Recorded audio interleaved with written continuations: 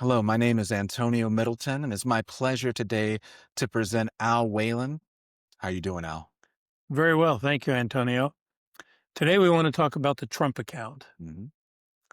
It's really called the newborn account, but it's been given the name Trump account. It's part of the big, beautiful um, Bill Act of 2025 that was signed into law by President Trump on July 4th, 2025, Independence Day. But before I explain the benefits of this account, Mhm. and how it can be used, I want to correlate it with the principles of wealth accumulation because this is a pilot program, and I think it'll be expanded if it goes well in this initial years. And I want to be able to have another savings tool in addition to your traditional IRAs, 401ks, 403b plans. So, what are the principles of wealth accumulation? First principle is to learn how to save. That's an incredibly important principles, one that was taught to me by my grandfather at the age of 7 and 8 years of age. We used to vacation on his farm in Gettysburg, Pennsylvania, and I had the privilege of mowing the front lawn. Mhm. In fact, we had a push mower. It was very difficult. It took me more than one day to get it done, for which my grandfather gave me $2. One he put in my jeans pocket, told me I could spend it on anything I want. The other one he put in a Prince Albert can. He bought us tobacco that way. And he said, when we get 5 of these dollars accumulated, we're going to open up a savings account at the Bank of Gettysburg. And he would say the next statement, which always confused me until later in life. Son, you must save some part of everything you receive, and you can never spend it. Well, he gave me $2. One I could spend on anything I wanted. The other one I never get to spend. In my mind, he only gave me $1.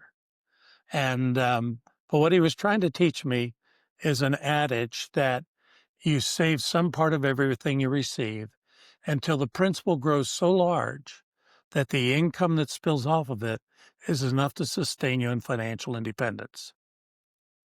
Again, I didn't understand that at the age of 8, but I did learn it later.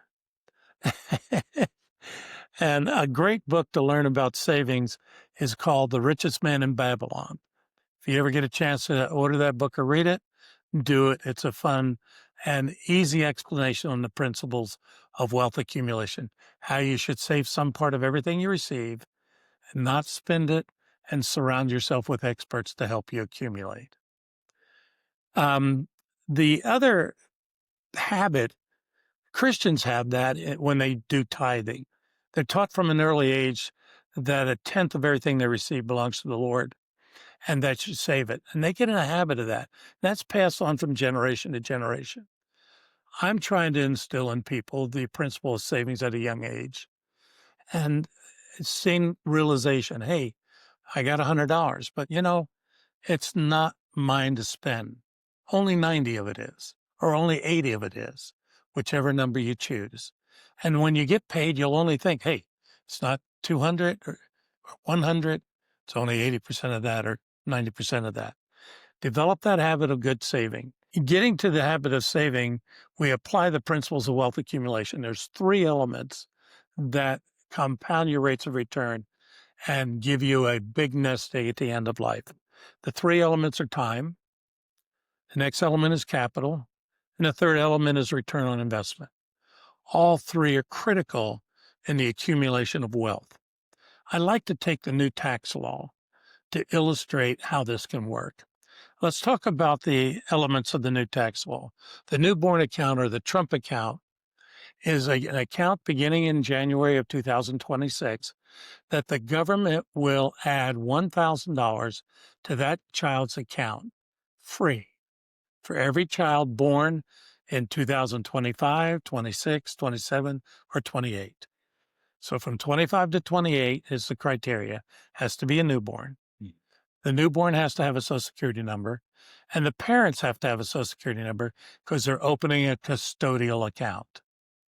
A custodial account is going to have similar rules to that of the IRA and the IRA under Code Section 401A uh, tells you that if you take the money out before age 59 and a half, there's a penalty of 10%. You can withdraw at any time, but you have the penalty. If you save it until after age 59 and a half, there's no 10% penalty. It's going to have similar rules as the IRA in that you could have an early withdrawal without the penalty for such things as first-time home buyer, $10,000. There's 11 exceptions to the early withdrawal penalty under the IRS code. They haven't told us that all of these will apply to the newborn account, but if it's following Code Section 408A, that's the presumption. The Treasury Department is going to give us new final rules before 2026 to tell us all of the complete rules of the newborn account. Again, it's a custodial account. Both parent and child have to have Social Security number to open it. It follows the same rules. And here's the kicker. You can put $5,000 a year into this account until the age of 18. So if the government gives you $1,000, you add $5,000.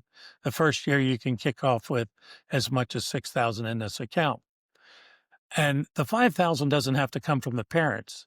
It can come from parents, relatives, friends, just similar to a 529 plan. It doesn't have to come from the parent. But it is a custodial account for the child who cannot touch it till age 18. And we can put $5,000 a year into that account. So let me use an illustration to tell you how much value this account could have if we use it for retirement and not squander it for other things. Make it the some part you never get to spend. Okay, here we go. The S&P 500 index, and by the way, the investment tools for this account are going to be index funds. The S&P 500 index with reinvested dividends since 1959, that's 66 years ago till today, has averaged 10.43%. That's compounded annually, okay? Now, assumption. The government gives us $1,000. We add $5,000 the first year of the newborn account.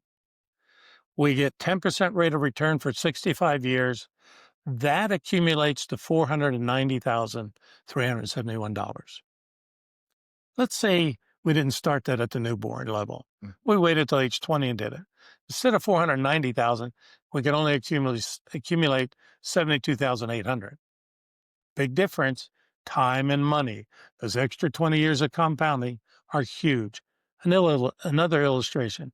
That same $6,000, the government's one, our five, 6,000, 65 years, 10%, accumulates to $2,942,000, $2.9 million.